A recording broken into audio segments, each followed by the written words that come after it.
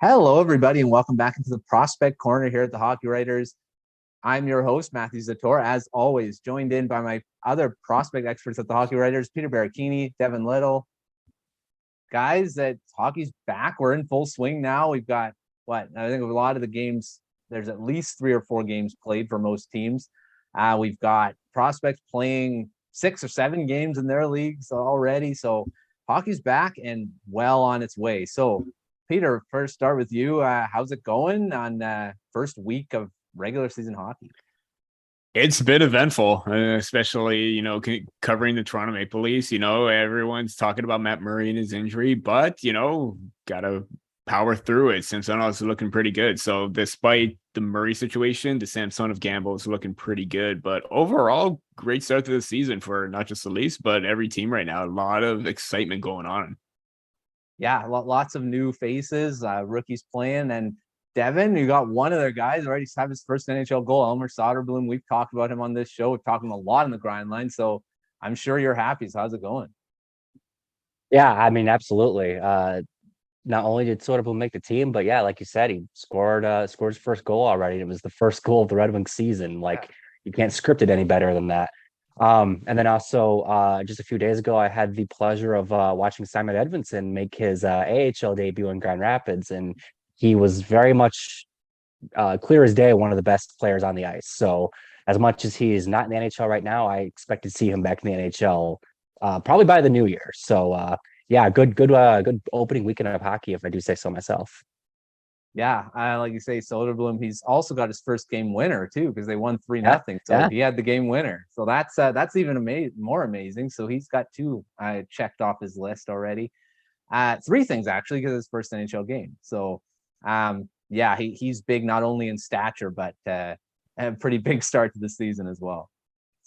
All right, well, this week we're gonna start our new, maybe like every few weeks we're going to do this and do a league check-in. So we're going to start with the CHL and the leagues in there, because they've got quite a few players that are already kind of standing out really early on. A lot of the league has been played about 7 games, like I said. So let's start with that. And but of course, before we get going on that, we're going to start talking about the morning skate, which is now back to 5 days a week. So check that out. Kyle Knopp, who does grind line, he's heads that up. So lots of great content every day now, except for the weekend, but it's back to that Monday to Friday schedule. So jam-packed, of course, you know this, jam-packed with all the best hockey stuff on the planet. Lots of fun stuff every morning. Get your coffee, take a read at that, and you'll have fun reading it. Trust me, you won't regret it. So put your email in the link below, morningskate.io, and you'll get that Monday to Friday in your inbox in the morning.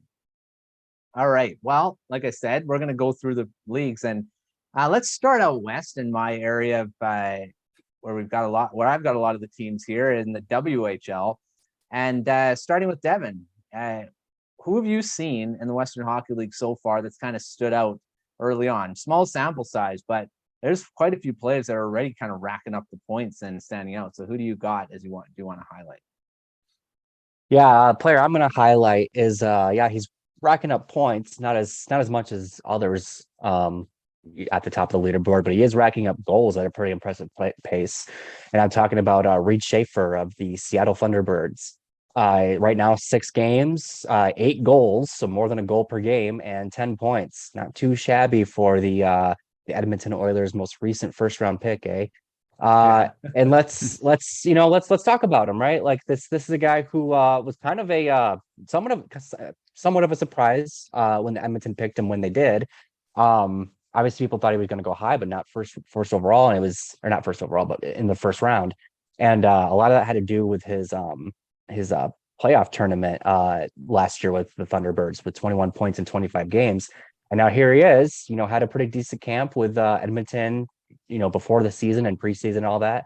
Now he's in Seattle again, and he is lighting it up and looking like the type of player that you pick in the first round. So obviously, like you said, Matt, it's early. You can't really draw any meaningful conclusions of anything right now, but it is super promising that, like I said, he's got a goal per game. And that's if he can keep that up, he might really develop into a bona fide goal scorer. And if the Edmonton Oilers of all teams can add another one of those to their lineup in the future, good Lord, because that team, we already know what that team is basically all offense. So good on Reed Schaefer for bolstering his offensive profile in the early going here in the WHL. Yeah, like I say, they got a pretty good player in the end of the first round there, and he is a really good offensive threat, and I think it remains to be seen if he's going to be able to do it in the NHL. But yeah, he's been start really well. Seattle Thunderbirds, who are expected to be a really good team, this year, and great start for them already, and Schaefer's big part of that too. All right, Peter, who do you got in the WHL? And I mean, this is a league that's quite a bit away from you, but who do you got that you want to highlight from the dub? Yeah, a bit of ways away from me with the time difference, but at the same time, I still keep track of everything. And as much as I want to say Connor Bedard with his 19 points and 71 shots on goal, I'm not, but I am going with a draft eligible prospect. And I probably talked about him before. It's Andrew Cristall from the Kelowna Rockets. I'm really high on him to be a top 20 prospect this season. Obviously at the start before games started, my rankings came out and they had already played 2 games and he was already, finding the score sheet already, and he was outside my top 20, but I have no doubt that he's going to be a consistent top 20 player based on his work ethic, his shot, his ability to be absolutely deceptive with the puck. It's just outstanding what he's able to do. And everyone is going to probably draw criticism about the fact that, he's 5'10", 165 pounds. But who was also around 165 pounds in their draft year? Mitch Marner. And not to draw the whole Maple Leaf comparison, but you know what? The smaller the player, the fact that they still got some development and the more muscle that they can add. And you know what? He's already got the skill set. If he adds more muscle, who knows what his ceiling is going to be, because he's an absolutely dangerous and lethal player on the ice with his, stick handling, his awareness to be, I use the word deceptive, but his skating is deceptive as well. He's able to sneak in behind defenders and get open for those, prime scoring opportunities. And, I'm just absolutely impressed with the way that he's able to start the season, and he's just going to be a top scorer in the WHL this year. So keep an eye on him. Yeah, he's probably going to be a guy we're going to talk about quite a bit this year. So, oh yeah, along with everyone else, obviously, because there's just so many in this draft. It's insane. And yeah, he's been impressive in the early going for sure. I should say 13 points in 8 games. I forgot that little stat line as to why I picked him, because he's very productive. He has, yeah, and that's yeah. Well, he's up there with some guys that have been in the league for a bit already. So that's awesome for him, and we'll see where he kind of falls, but when the draft actually comes, but we'll see how he does throughout the year. Well, for me, I'm going to go back to Seattle and start and talk about another guy from the Seattle Thunderbirds, and Lucas Ciona. And talking about Reed Schaefer having a good start, he's got a good start too. He's got 14 points in 6 games. 5 of those 14 points are goals, and 16 shots in those 6, has a game winner already.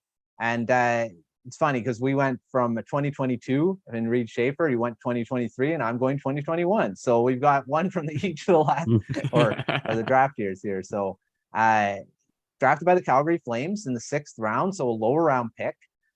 Very much a Calgary Flames type prospect. 6'3", 222 pounds, plays a really heavy game, more that meat and potatoes type player. He doesn't he's not highly skilled, but he does play that really hard game that Daryl Sutter was going to like if he does end up playing for him. But he definitely has the size to play in the NHL, and he's already shown that he's got the skill in the WHL. He's already got 5 goals last year. He only had 17, already almost halfway there and he's really early on. So only the 35 points in 53 games last season. So well on his way to shattering those numbers. So keep an eye on Ciona, because like I said, he's got that Calgary Flames pedigree to be able to play on that team. So look out for Ciona in the future, and I think he's already off to a great start this season as well. All right, well, let's move further east and go into the OHL, which, Peter, you've got the backyard, right in your backyard there. So we'll start with you. Who do you have as someone you want to highlight from the OHL? Yeah, I'm gonna highlight David Goyette. This was a player that should have been or fell as a result because of inconsistencies or play away from the puck. And let's face it, it was his play at the U18s that probably caused his stock to fall. A short tournament like that, which I'm not a fan of, but overall his skill set did scream, top 30 or potentially top 30, top 40 player. And right now in the OHL right now, after coming off a 73-point season, he has 12 points in 7 games, just under 2 points per game, 1.7. Again, we go back to his decision making with the puck and how maybe he was trying to do a bit too much. You're starting to see little improvements with his game and how he's maybe starting to, try and get into that pro mindset already and not just be run and gun, always on the go, trying to make the flashy play. He's becoming a little bit more responsible right now. And I'm starting to see a little bit of development in his game right now. And the fact that Seattle took him as a late second, it's probably going to be a huge steal for them if he's going to be able to continue putting up the points, becoming more well-rounded, and developing his defensive game as well. Because he's got the speed, he's got the hands, he's definitely got the playmaking abilities to be dangerous, and his shot's starting to become underrated right now. So, really like what I'm seeing from Goyette this season, and I just hope that he continues to trend because the promise is looking great. Yeah, and trust me, this isn't a Seattle episode because looks like we're focusing on Seattle quite a bit so far. Seattle Thunderbirds, we got the Seattle Kraken now. So, but yeah, David Goyette's been a really good story early on, and just another guy that the Seattle Kraken just have, and they've got a pretty deep prospect pool so far. Like I say, it remains to be seen if they're all going to hit, but a lot of potential in that system for a team that's just in their second year of existence. That's pretty good. All right, Devin, let's go to you. And again, really into your part of the world. Who do you have from the OHL? Yeah, I'm gonna stick even closer to my backyard here and pick a player who is playing in a team that plays in Michigan. And this is a player who I thought really had a really good shot at sticking with his NHL team, but it wasn't meant to be. But don't worry, he'll be there soon before long. We're talking about Brennan Othmann. And we talk about him a lot on the show, and for good reason. Captain of the Flint Firebirds, and he is early going, 7 games, but he is in on everything when it comes to what the Firebirds are doing. New York Rangers prospect, for anyone who doesn't know. And this guy, 7 goals in 7 games, so a goal per game, 13 points in 7 games, so almost 2 per game, just like just like Goyette, and 30 shots. I think that's the thing that really stands out to me is this dude is really like putting the puck on net. He's got I think it's 17 penalty minutes. So when I say he's in on everything, that means he's being physical, he's being somewhat reckless, you might say, but he's also when he's in the offensive zone, he's doing whatever he can to get the puck in the back of the net, which is what you want to see. He's really playing like he's got some fire under him. He's the captain of the team for a reason, right? He's going to lead in all areas. But this is also a player that, like I said, I thought he had a good chance of being in the NHL. And I think that he is really asserting himself early on as one of the best players in the OHL. And that's what you would expect from a player of his pedigree. Really excited to see how his season plays out. I expect that he'll be wearing the Rangers jersey again towards the end of the season. Assuming that the Firebird season ends before the Rangers does. We talk, like I said, we talk about this guy a lot, and there is a reason why he makes everything happen. He's going to be a fan favorite once he does make it to New York. He's already a fan favorite in Flint. I can attest to that. And if you're not watching Brennan Othmann, it's not too late to board that hype train because it is still at the station, but it is departing soon. Yeah, like I said, he's been a favorite of ours. I go back to a bunch of episodes, and that's a reason. There's a reason for it. He's a very skilled player, and like you said, Devin, he almost made the Rangers out of training camp. So he's one of the last. I believe he's one of the last cuts of training camp. So he's ready. I think he does maybe need another year in junior, but already showing that he's kind of too good for this league. So I'd say next year he's going to be on the Rangers, and definitely keep an eye on him for the Calder next year, because I think he's going to be really high in that class. Although we are going to have Connor Bedard in that one too, so I think it's going to be pretty tough to beat him, but we'll see. All right. Well, I've got a guy that was drafted in 2022, and this is Pavel MINTYUKOV, and he leads the OHL in scoring as a defenseman right now. 5 goals, 13 points in 7 games, +7, a couple power play goals already.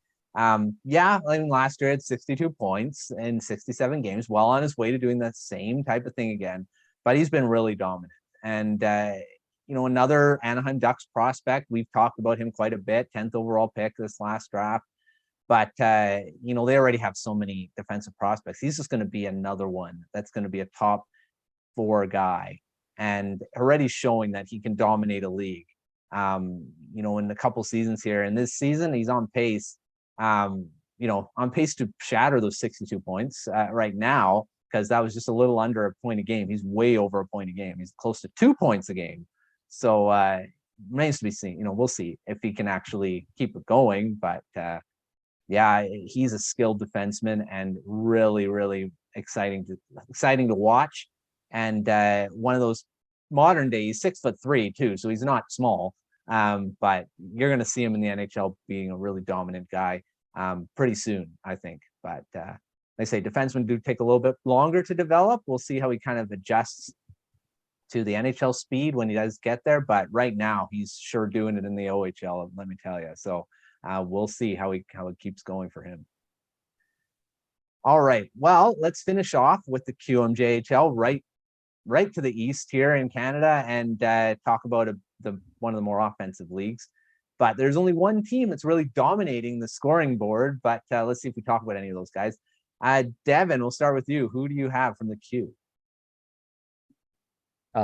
You must be what team is dominated everything, because I don't know. I'm not sure which team we're talking about. Yeah, let's just look at these standings, and it's pretty obvious, right? Anyways, yeah, the player I'm gonna talk about is another player that we've talked about on the show before. A player that I'm honestly a little surprised didn't get a longer look with the Montreal Canadiens, but oh well, he's just gonna tear up the QMJHL some more, and that's Joshua Roy. We're talking about a player with 17 points in 7 games right now. And like you said, Matt, this isn't an offensive league. This isn't a league that's known for bearing down defensively or anything. But we're going back to last season, right? He had 119 points in 66 games. So the assumption is that this season he might even be able to, improve upon that. Could he crack 130, 140? That'd be absolutely nuts. But based on the assumption that you get a little bit better every year, he should be in prime position to really put up some eye-popping numbers. I think that there is something to the fact that, yeah, he does play in the queue, and when you're playing in the queue, like we said, it's all offense basically. So it's not the best environment to develop a defensive game, or at least in theory, it's not. So maybe that's part of the reason why he didn't get a longer look with Montreal. Is just he can make stuff happen in the offensive zone, but once the puck goes the other way, look out. Yeah, I guess the reason why I'm highlighting him is because he's picking up right where he left off last season. He's looked as dominant as ever. Still think he stands out as a really good prospect for Montreal heading into the future. They could use as many playmakers as they can. Still talking about an early rebuild there in Montreal. And having guys like Roy around, that's promising for the future, right? I'm expecting him to pop or post really big numbers, like I said, and I wouldn't be surprised if, just like I said with the other 2 guys I highlighted, I would not be surprised if, at the end of the season, if the opportunity is there for him to make a debut with the Canadiens. But we'll see what happens, right? Well, I mean, Joshua Waugh, again, is another guy we've talked about a few times on this show. And he's part of that Sherbrooke Phoenix, who, like I say, that's the team that's been dominating. They got 3 of the top scorers in the league right now, and 1, 2, 3. So, and Roy's one of them. So yeah, he's on a dominant team and putting up the points early on, and very exciting to see him in Montreal soon. I think in the next couple seasons we'll see him there, at least in Laval for sure. All right, Peter, who do you got from the QMJHL that you want to highlight that's kind of standing out so far? I'm going to go a different direction. I don't know if you're going to talk about the other Sherbrooke Phoenix members, but I am going to go to Baie-Comeau Drakkar and talk about Nick Svenenko.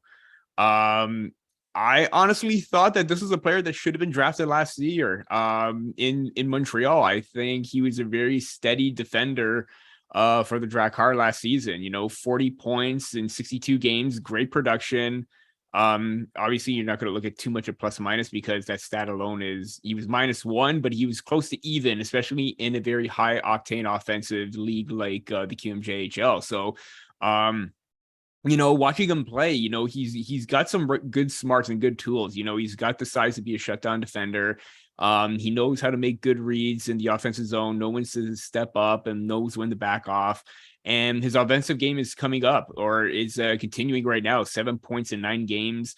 According to Elite Prospects, he's projected for 53 points and 23 goals. So as a defender, obviously, the season needs to play out a little bit more. He's only played 9 games, but if that is the case, that is going to be great production. And, teams are probably going to be lining up for him this in the 2023 draft after passing over him in Montreal, because he could be a very solid pickup as a 3rd or 4th rounder, no doubt about that. And I'm hoping to see what he can continue this season.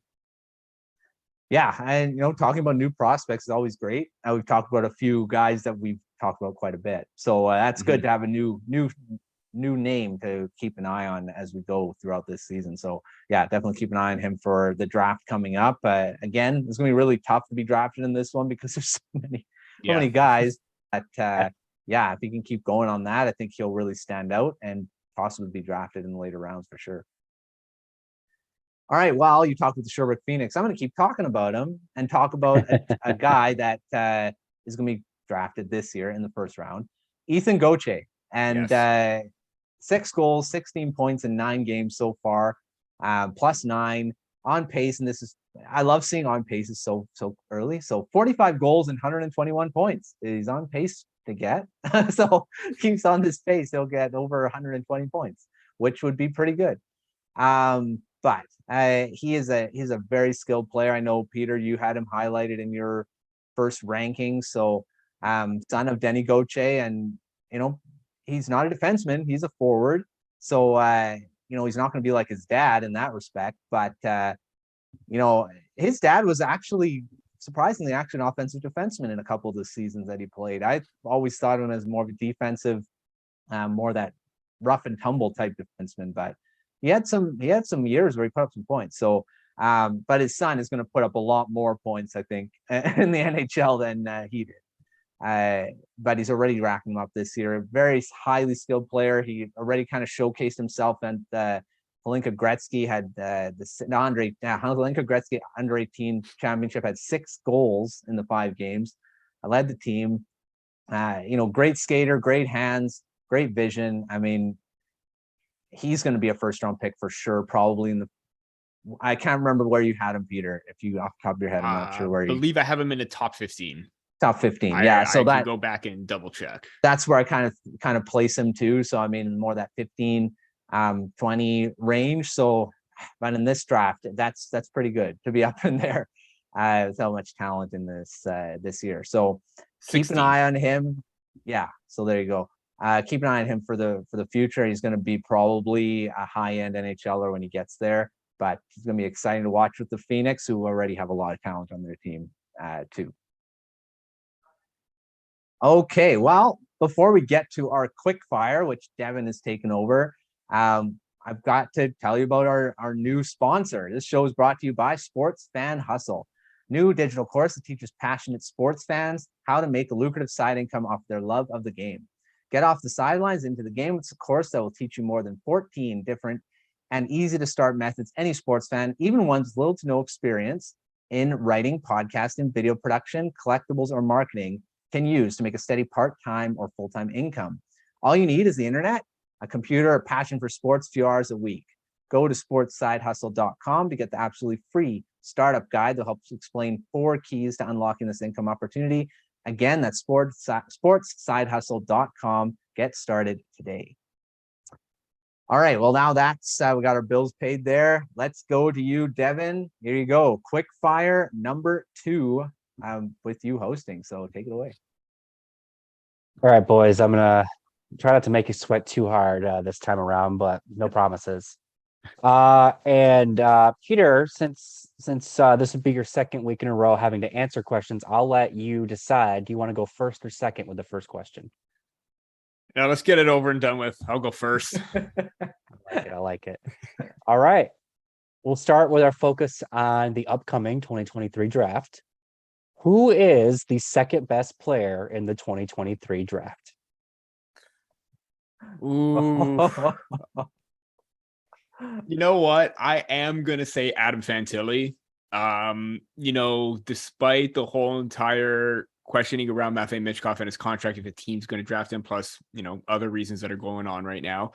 How can you not look over the fact that he's NHL ready already with his size, his smarts? Obviously, he's not going to, he probably could jump into the NHL next season, but then again, because he's in college, maybe one more season of development to try and get the best out of him and his potential. I really think that with his size, his smarts, his hands, his creativity, the way that he just moves out there, he already moves like an NHLer, and the way he processes the game. So I'm going to say Adam Fantilli is the second best prospect.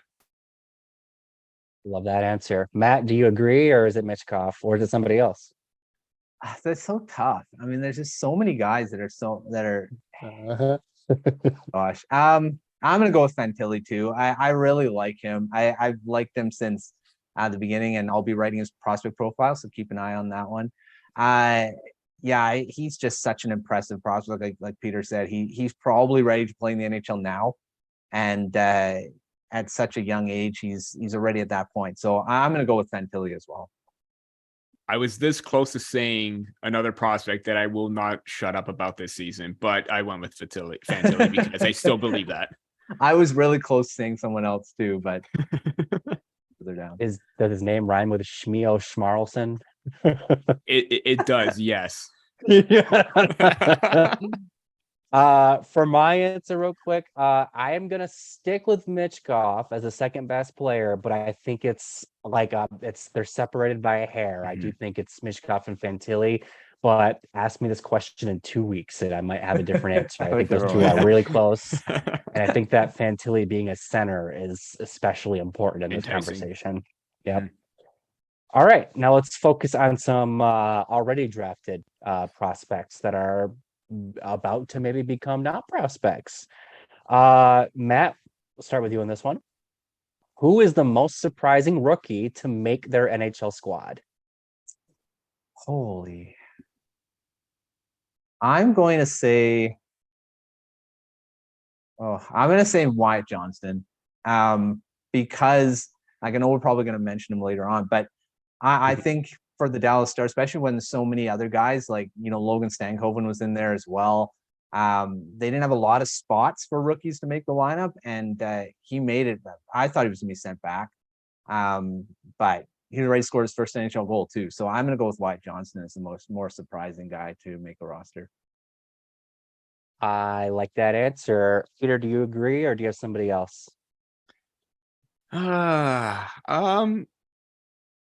I am going to say, I'm actually going to say Juraj Slafkovsky.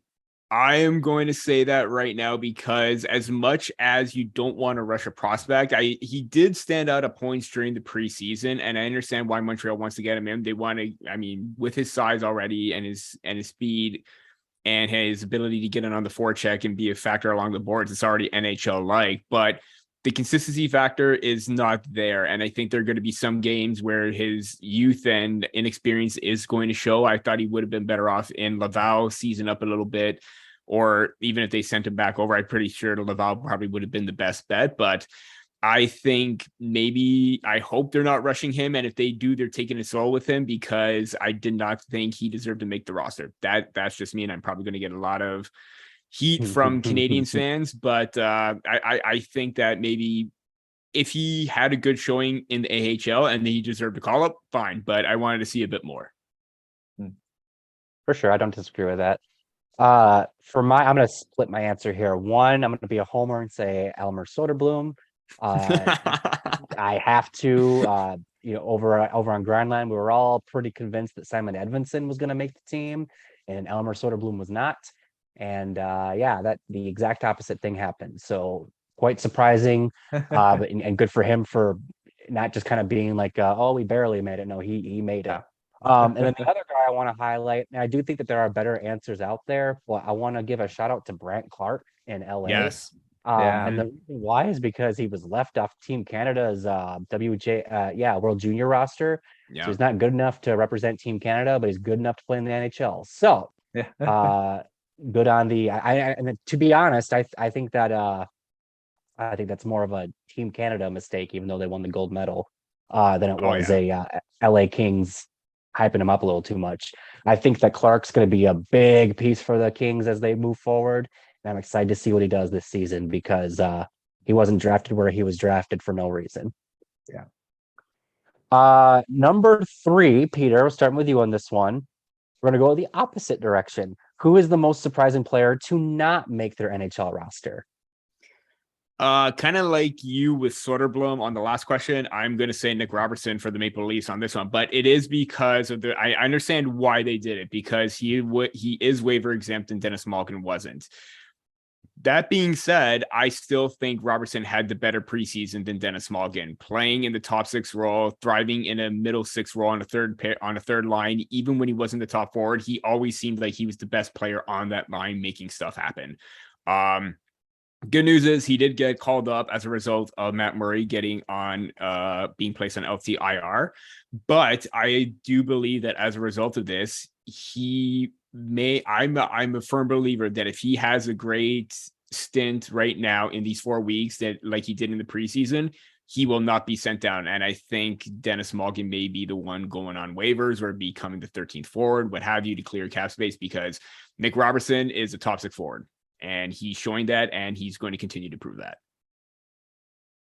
Yeah.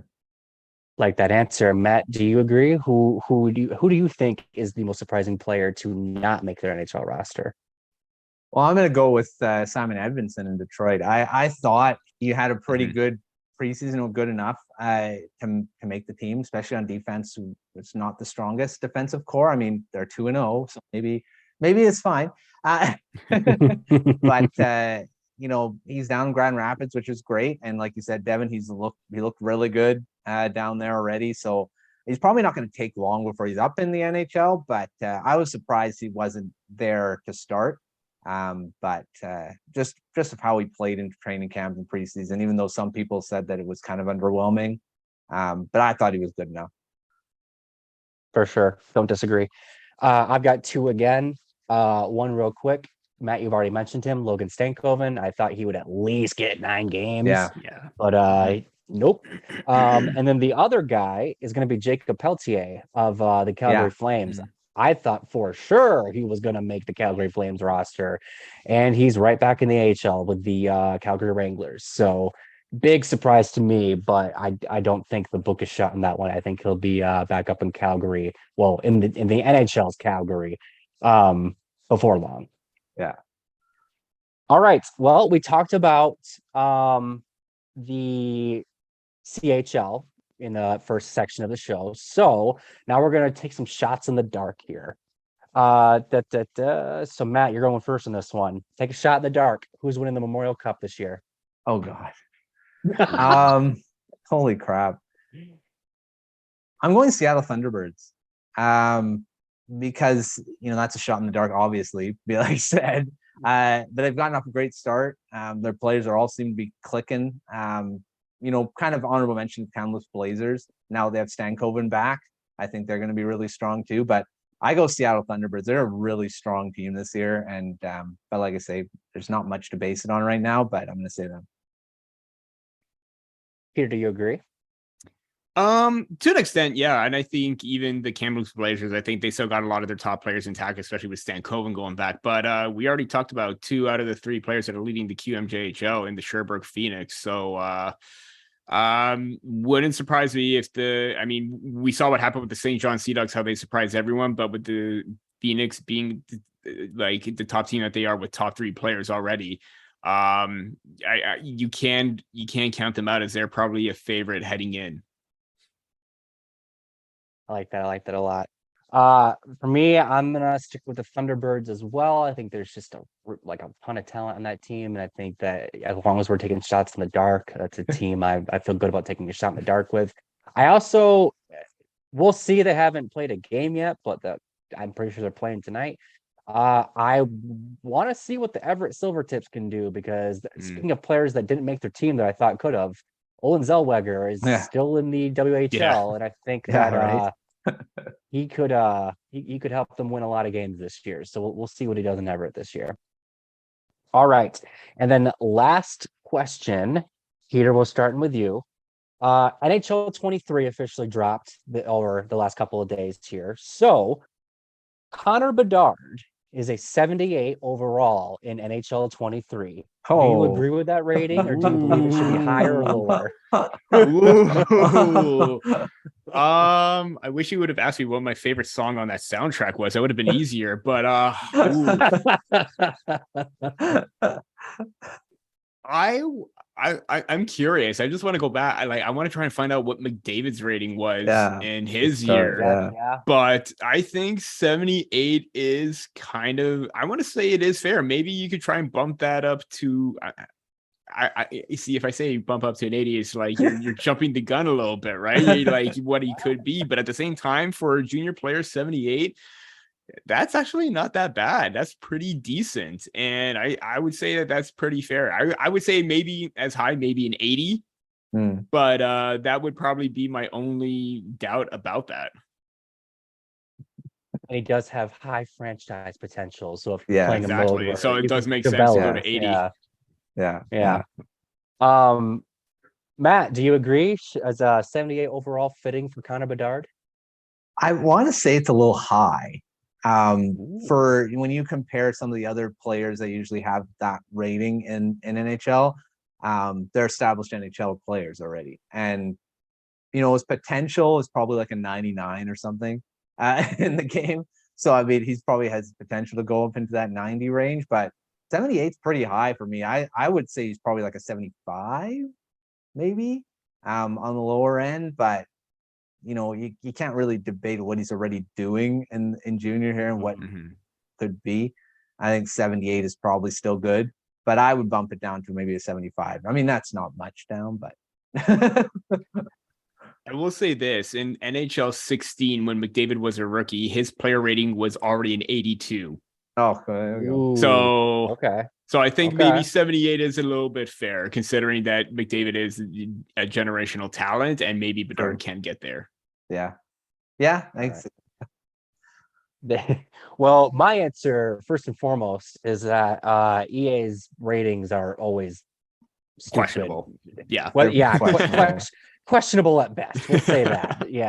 But I do think that 78 is a good starting point for Connor Bedard. As we know, we live in a day and age where things get edited through the internet throughout the season. Players' ratings go up, they go down. I think by the time it's like April, Bedard's probably going to be like an 82, just like McDavid was. So I think this is a good starting point for Connor Bedard, especially, if you're doing like a franchise mode or something, with him having that franchise potential. He'll become a player. He'll become the player we're all expecting him to be in the game, at least. All right, and that is it for the quick fire. Thanks for playing along, boys. Let's move along to our prospects of the week, shall we? And Matt, do you wanna start off first? Yeah, I'm going to go with the guy who I've mentioned quite a bit, I think, on this show quite a few times. Canucks prospect, Aidan McDonough. And, man, his 7th round pick, and he's in his senior year, captain of the Northeastern Huskies, and he's already got 6 points in 4 games. And, he had one game where he scored all his points in the one game. So he had 5 points in one game there. And, he's just so lethal on the power play. He's got a great shot. has increased, has improved his skating, which is one of the things why he probably was drafted so low. But I mean, for a 7th round pick, and I think he's in the NHL next season, maybe not full time, but he'll probably be there. He already said that he is signing with the Canucks, so don't worry about it, Canucks fans. He will sign. He's not going somewhere else. But he's going to be lethal on the power play in the NHL, I think. From that right circle where Pettersson usually whips his one-timers, he's going to be doing the same thing. And he may not end up being a top 6, talent, but I think he's going to be a really good that middle 6 type guy that can score 20 goals, be a power play specialist. Because my gosh, just watch him on the power play in the NCAA. He is just lethal from that spot. So keep an eye on McDonough throughout the year. He's already started off great. Wants to win a national championship with Northeastern. Has the goaltender to do it in Devin Levi. So keep an eye on McDonough going forward. He's the leader over there. All right, Peter, who do you got as a prospect of the week? Yeah, so my prospect is not drafted at all. He is eligible for the 2025 draft, and myself and Mark Shag, who covers the Erie Otters as well as the Columbus Blue Jackets, are accepting passengers for the Malcolm Spence train. I would suggest getting on that early because this is the same player that played with Luke Misa or Michael Misa, who was drafted or granted exceptional status. And I think Spence would have been the top pick in the OHL draft had it not be for Misa getting exceptional status. But Misa is already living up to that title. But so is Malcolm Spence as the number 2 pick in the OHL draft. You look at his numbers already, 6 points in 7 games. Just under a point per game. He's 3rd in rookie scoring in the OHL. 4th, sorry. He's where my computer's being a little bit slow. 4th in rookie scoring. Sorry about that. 24 shots on goal. I can't speak either. And he's on pace for 58 points in 68 games. So that's really great production for a rookie. Obviously, he's 6 feet, 179 pounds, really great smooth stride, great skill set, great hands, amazing shot and a quick release. I was a big fan of his in the GTHL, was a fan of Erie Otters selecting him. Obviously, the Otters are not doing so well right now, but Malcolm Spence is a bright spot for them. Keep an eye on him because this is a player that's going to continue, that's doing some damage right now, and he's going to continue doing damage for the Erie Otters once they start to pick up because he's got a lot of potential and a lot of high upside for when the 2025 draft comes around. Yeah, that's a bit down the road, but yeah, get on the hype train early because it's gonna be full pretty quick, I think, right? So keep an eye on Mark's coverage of him because he covers the Erie Otters extensively. He's down there, so he'll probably be interviewing him quite a bit throughout the next few years. So keep an eye on Malcolm Spence for sure. All right, Devin, finishing off with you, and who is your prospect of the week? I have a feeling it's that logo on your hat there. So who do you got? We're not going to talk about Matty Beniers today. Today we're going to talk about the 4th overall pick from this past draft, Shane Wright. And the reason why he's my prospect of the week is not because of anything he's done or anything he hasn't done. It's more because I completely disagree with how Seattle is handling him right now. Yeah. He played in their season opener. I believe he played like 8 minutes. So it wasn't a whole lot of time, but he did play. And then since then, he has been a healthy scratch. Now, maybe there is value in having him in the locker room and, partaking in practices and being around guys like Adam Larson and Oliver Bjorkstrand and Andre Burakovsky, who have all had different levels of success at the NHL, and they've been doing it for a while. So maybe there is some benefits to having him around that, and maybe there's some benefits to having him, even just see a guy like Matty Beniers, who's only a year ahead of him age-wise, but Beniers is above a point per game through 3 games, and Shane Wright's played 1 game, played 8 minutes. So maybe there is something to be said for the coaching staff and such to kind of point at everybody in the room and be like, this is where you got to get to. But the kids should be playing and simple. We're talking about a prospect who, yes, was heralded as the top prospect in the 2022 draft class for pretty much his entire life until this year. But we're also talking about a prospect who lost an entire year of hockey because of the pandemic. Mm-hmm. So that's a whole year of development that went out the window. So if there's any uber prospect right now in the NHL who really needs to be playing to be, building towards their potential, I would think it's Shane Wright. And for the Kraken to be having him sit in the press box 2 out of their first 3 games, I just think that's bad mismanagement of what could be their best player in due time. So I think if you're not going to play him in the NHL, send him back to Kingston and let him have a really good season, because we know he will, right? Yeah. But if your intention is to have him in the NHL, then play the kid, for darn's sake. Like it's mind-boggling to me that you would have him on the NHL roster but not play him. He's either, part of the team or he's not. And if he's not part of the team, send him somewhere where he will play. So that's my soapbox for the day. Give Shane Wright playing time. Good Lord. Agreed. Agreed 100%. I was about like, yeah, he's got to play somewhere. And I think eventually you're going to see him back in Kingston. That's my prediction so far. Just looking like how they're utilizing him, I think it's just a matter of time before he's back. And it'd be best for his development if he's not playing. And I say even if he's playing and only playing 8 minutes, you've got to be playing at least 15. I mean, 12 maybe, but he can't be playing little to no minutes, because that's not good for his development either. He's got to be playing. So that was a reason why Eklund was sent back. It was a reason why McTavish was sent back, because he wasn't going to play a lot. So you know how McTavish did when he was sent back. So, and he's probably better for it too. So, all right. Well, that's our prospects of the week. That's our standout players in the CHL so far. Next week, we're going to go and talk about the NCAA, USHL, leagues like that, and go down to the States and talk about a few guys that are over there and talking about them, because they've also got underway and got, playing games as well. So there's where Adam Fantilli will come in. All right. Well, thanks, Peter. Thanks, Devin, for coming on and talking prospects again. We're not well into the season, but we're into the season now finally, and we got stuff to talk about. So that's gonna be fun. We're gonna get into those deep dives with the teams in due time as well. So keep an eye out for that.